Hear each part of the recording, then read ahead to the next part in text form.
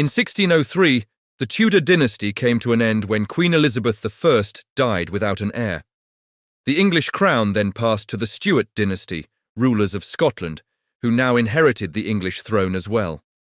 This meant that England and Scotland shared the same monarch, though they remained legally and politically separate kingdoms. Because Scottish kings already had their own numerical sequence, a Stuart ruler often carried two different regnal numbers. For example, James I of England was also James VI of Scotland.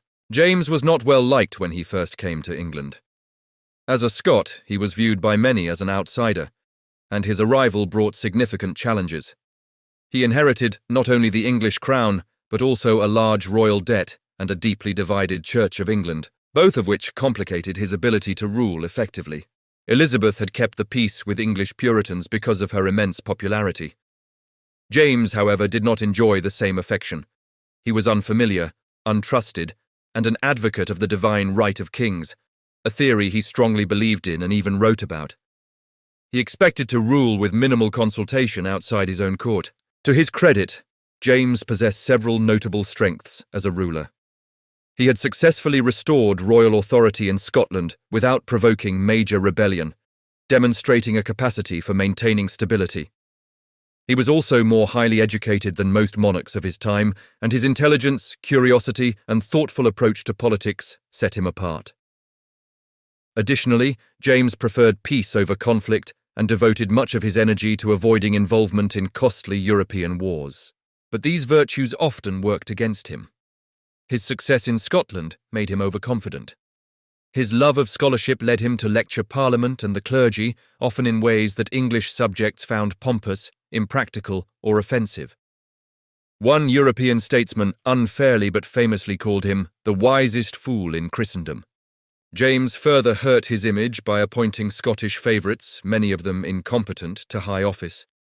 His Scottish accent and manners alienated English nobles, and he rapidly accumulated resentment, even though he did not fully lose their support. Parliament met only when summoned by the monarch, and James summoned it infrequently. Its primary role was to approve money for the crown, but royal revenues had declined dramatically since Elizabeth's reign. James therefore sought new sources of income, many of which were legal but politically unpopular. Members of Parliament felt that he was bypassing their authority over royal finances, though they did not yet push for direct confrontation.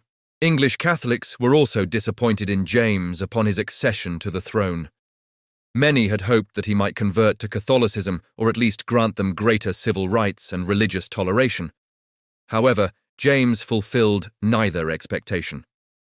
Instead, he regarded English Catholics as politically dangerous, a view reinforced by several early assassination plots against him, which deepened his suspicion and hardened his policies toward them. In 1603, a conspiracy to kidnap the king and force him to repeal anti-Catholic laws was discovered. The conspirators were arrested and executed. A more famous attempt followed in 1605, the Gunpowder Plot. A group of Catholics stored 1,800 pounds of gunpowder beneath Parliament, intending to blow it up during the ceremonial opening session. Their plan included starting a general rebellion and installing a Catholic ruler. The plot was uncovered, and the conspirators, such as Guy Fawkes, were tortured and executed. Parliament responded by passing even stricter laws against English Catholics. James also alienated the Puritans, who made up the most zealous wing of English Protestantism. Puritans believed that the Church of England retained too many Catholic traditions and wanted to reshape it along Calvinist lines. Many Puritans initially hoped that James would support their program of religious reform. Their optimism stemmed from the fact that James had been raised in the Scottish Presbyterian Church, which shared some of their concerns about church structure, and that he was clearly not Catholic. These factors led them to believe he might be sympathetic to their efforts to further reform the Church of England. In 1604, Puritan leaders presented him with the Millenary Petition at the Hampton Court Religious Conference, outlining their grievances and hopes for reform. Instead of supporting them, James rejected their demands and strongly defended the Anglican Church and the authority of bishops. This was consistent with Elizabeth's stance, but James expressed his position with much less tact.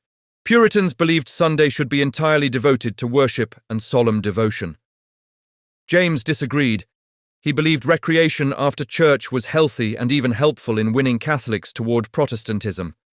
In 1618, he issued the Book of Sports, permitting a wide range of Sunday activities, including dancing, archery, and traditional festivals like maypole celebrations. He ordered clergy to read the declaration from their pulpits. Many Puritan ministers refused. Rather than provoke open resistance, James quietly withdrew the command, but resentment lingered. As religious tensions mounted, some Puritans began leaving England. In 1620, a small group founded Plymouth Colony in present-day Massachusetts. In the late 1620s, a much larger and better-funded Puritan migration established the Massachusetts Bay Colony. These settlers believed that reform in England had stalled and that only in America could they build a truly godly commonwealth.